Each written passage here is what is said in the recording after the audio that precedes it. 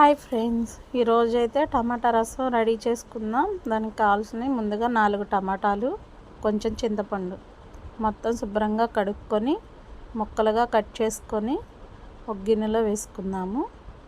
ఇవన్నీ కడిగేసి కట్ చేసుకొని ఒక గిన్నెలో వేసుకున్నాను. 4 టమాటాలు, కొంచెం చింతపండు, దాంట్లో కొంచెం ఉప్పేసి బాగా పిసుకేసుకోవాలన్నమాట. అలా పిసకటం వల్ల ఏమైందంటే మనకు కావాల్సినంత గుజ్జు వస్తుంది, మనం ఉన్న ఎక్స్ట్రా పల్పు తీసేసుకోవచ్చు. అదే మిక్సీలో అయితే మొత్తం పేస్ట్ అయిపోయిద్ది, అలా టేస్ట్గా ఉండదు. ఇలాగైతే రసం బాగుంటుంది అన్నమాట.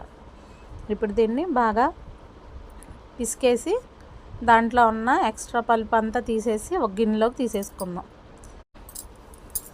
అలా తీసేసిన పల్పు అంతా పక్కన పెట్టేసేసి దాంట్లో ఇప్పుడు ఆ రసంలో సరిపడా వాటర్ పోసుకొని పసుపు, మిరియాల పొడి వేసుకొని సరిపడా ఉప్పు వేసుకొని పొయ్యి మీద పెట్టుకొని చారు మరిగించుకుందాం అన్నమాట.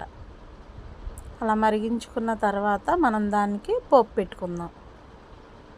ఇలా ఒకసారి ట్రై చేయండి, పుల్ల పుల్లగా చాలా టేస్టీగా ఉంటుంది రసం. అది మరిగేలోపు తాలింపులోకి ఉల్లిపాయలు, కరివేపాకు, కొత్తిమీర అన్నీ రెడీ చేసుకొని పక్కన పెట్టుకుందాం. ఇలా మరిగిన తర్వాత ఒక 10 నిమిషాలు మనం స్టవ్ ఆఫ్ చేసుకొని పక్కన పెట్టేసుకుందాం. ఇప్పుడు మరిగిన చారుని పక్కన పెట్టేసేసుకొని అదే పొయ్యి మీద ఇంకో బాండీ పెట్టుకొని తాలింపు పెట్టుకుందాం.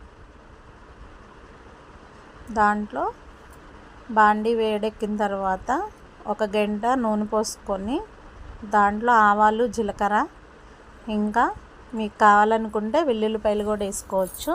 నేనైతే అల్లం వెల్లుల్లిపాయ పేస్ట్ వేస్తున్నాను అన్నమాట.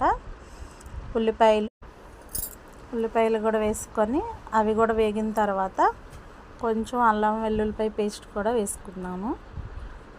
మీకు నచ్చితే అల్లం వెల్లుల్లిపాయల పేస్ట్ ప్లేస్లో వెల్లుల్లిపాయలు వేసుకోండి, ఏం పర్లేదు. అది కూడా కొంచెం వేగిన తర్వాత కరివేపాకు, కొత్తిమీర కూడా వేసి వేయించుకోవాలి. రసంలో కూడా వేసుకోవచ్చు, ఇలా కూడా వేసుకోవచ్చు. నేనైతే ఇలా వేస్తున్నాను. ఇలా తాలింపు అంతా నీట్గా వేగిన తర్వాత దాంట్లో ఈ టమాటా రసాన్ని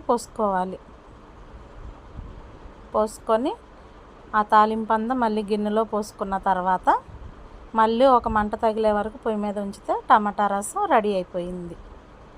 అంతే ఫ్రెండ్స్.